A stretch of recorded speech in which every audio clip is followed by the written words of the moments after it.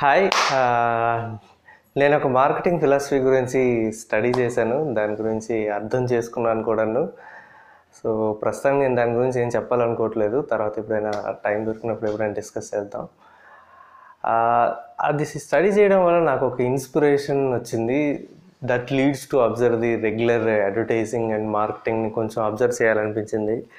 So మనం చాలా వరకు అడ్వర్టైజ్మెంట్స్ కానీ ఎండోర్స్మెంట్స్ చేసే మూవీ స్టార్స్ యాడ్స్ కానీ లేదంటే స్పోర్ట్స్ పర్సన్స్ యాడ్స్ కానీ మనం చూస్తూ ఉంటాము. మనందరికీ తెలుసు ఆ పర్టికులర్ బ్రాండ్స్ ఏవైతే వాళ్ళు ఎండోర్స్ చేస్తున్నారో ఆ ప్రొడక్ట్స్ ఏవి కూడా వాళ్ళు వాడరు. అయినా కూడా మనం అందరూ అన్కాన్షియస్గా ప్రొడక్ట్స్ అనేవి కొంటూ ఉంటాం అనే సంగతి నాకు అర్థమైంది. అలా చూసుకుంటే నేను అబ్జర్వ్ చేసింది, నిన్న క్రికెట్ మ్యాచ్ చూసినప్పుడు ఎక్కువగా నేను బూస్ట్ యాడ్ అనేది చూశాను. బూస్ట్ అనేది చాలామంది యాడ్స్ చేస్తుంటారు. ఈ మధ్యకాలంలో ఇంకొంచెం ఎక్కువ బాగా వాళ్ళు ప్రమోట్ చేద్దాం అనుకుంటున్నారేమో. విరాట్ కోహ్లీ ఎక్కువగా అగ్రెసివ్గా యాడ్ వస్తుంది. నిజంగా విరాట్ కోహ్లీ బూస్ట్ తాగి అయినా బ్యాటింగ్కి వస్తాడా లేదంటే నెట్ ప్రాక్టీస్ చేస్తాడా కనీసం బూస్ట్ తాగి అని అంటే లేదు అనే సంగతి మనందరం తెలుసు. ఎందుకనంటే తను బహుశా న్యూస్ ఛానల్ టైమ్స్ నౌలో అనుకుంటాను, ఎందులో న్యూస్ వచ్చింది, తను ఓన్లీ డ్రింకింగ్ వాటర్కే మంత్లీ 1 lakh and above ఖర్చు పెడతారనే సంగతి అర్థమైంది. వాటర్కే అంత ఖర్చు పెట్టిన ఆయన ఎనర్జీ డ్రింక్ బూస్ట్ తాగుతాడని అంటే మనం ఎవరో నమ్మం. కానీ మనందరం ఆ బ్రాండ్ని ఏదో ఒక టైంలో మన లైఫ్లో యూజ్ చేసే ఉండుంటాము. అలాగే మూవీ స్టార్స్ కూడా తెలుగులో నా ఫేవరెట్ హీరో మహేష్ బాబు. మా ఫేవరెట్ హీరో కూడా చాలా యాడ్స్ ఇస్తుంటాడు. ఏంటి నేను ఎక్కువగా చూసింది గుర్తుంది, సంతూర్ యాడ్ సంతూర్ యాడ్ లేదా నవరత్నం తైలం. మహేష్ బాబు స్కిన్ టోన్కి ఆయన హెయిర్ స్టైల్కి ఆ 2 ప్రోడక్ట్లు కూడా మనం అసలు కనీసం ఇమాజిన్ కూడా చేసుకోలేము అవి వాడుతున్నాడంటే ఆయన. సో నేనేదో ఒకరిద్దరిని క్రిటిసైజ్ చేయాలనో అని కాదు, అంటే జనరల్గా అందరూ కూడా అలాంటివి ఎవరో ఒకరు ఏవో ఒకటి యాడ్స్ చేస్తుంటారు. అవేమి వాళ్ళు ఎండోర్స్ చేసిన వాళ్ళు వాడరు.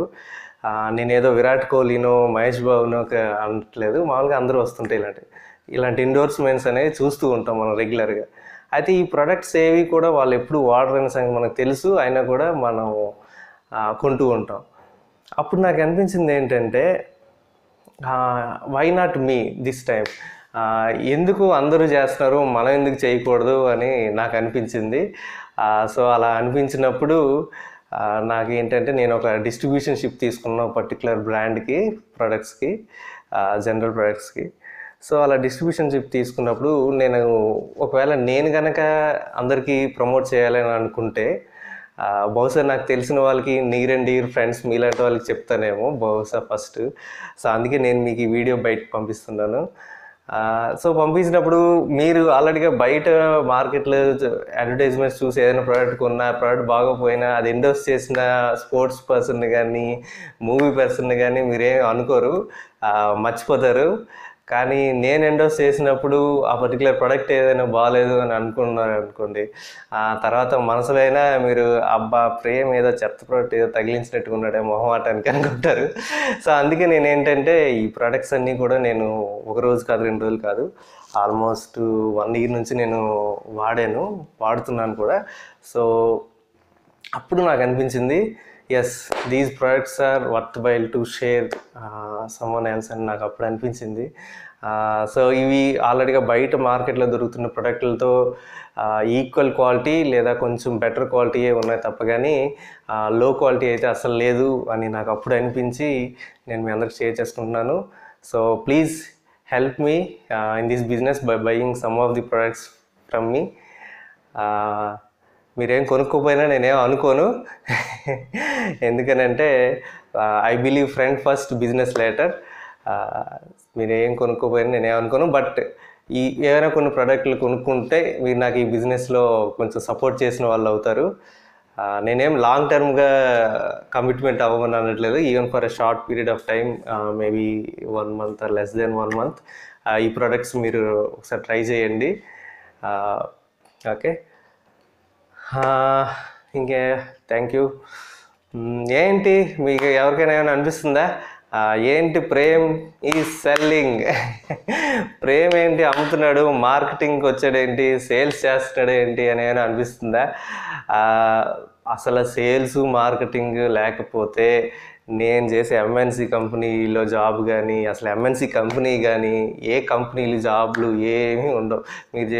మీరు చేస్తున్న జాబ్స్ కానీ, లేదా గవర్నమెంట్ జాబ్స్ కానీ, కంపెనీలు ఏమీ ఉండవు. ఎందుకనంటే ఎవరో ఒకరు సెల్ చేయాలి, లేదా ఎవరో ఒకరు బై చేయాలి.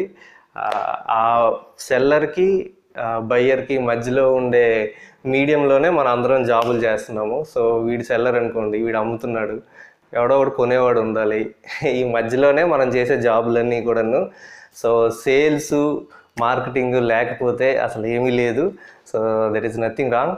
అయితే నేను అనుకున్నది ఏంటంటే, వీడు సెల్లరు, అమ్ముతున్నారు, వీడు కొనుక్కుంటున్నాడు కస్టమరు, ఈ మధ్యలో మనం అందరం ఉన్నాం, జాబ్స్ చేసుకుంటున్నాం, బాగుంది, అన్నీ బాగున్నాయి. సో ఇన్నాళ్ళు రకరకాల అన్నీ కొనుక్కున్నాం, కస్టమర్గా మనం అలా ఉండిపోయాం. జాబ్స్ చేసుకుంటున్నాం, బాగానే ఉంది, ఇంటర్మీడియట్ పర్సన్స్గా ఉండిపోయాం. సో ఇప్పుడు నాకు ఇది ట్రై చేయాలనిపించింది. ఏంటి, సెల్లర్. ఎందుకు అమ్మకూడదు? ఇన్నాళ్ళు మనం కొనుక్కుంటున్నాం, కొనుక్కునే అమ్మే వాళ్ళ మధ్యలో ఉన్నాము, ఎందుకు మనం అమ్మకూడదు? సో అనే ఐడియాతో నేను ఒక బిజినెస్ స్టార్ట్ చేశాను. సో బిజినెస్ గురించి నేనే ఇప్పుడేం డిస్కస్ చేయాలనుకోవట్లేదు, just I want to share my idea. Okay, thank you, meet you soon, thank you, bye.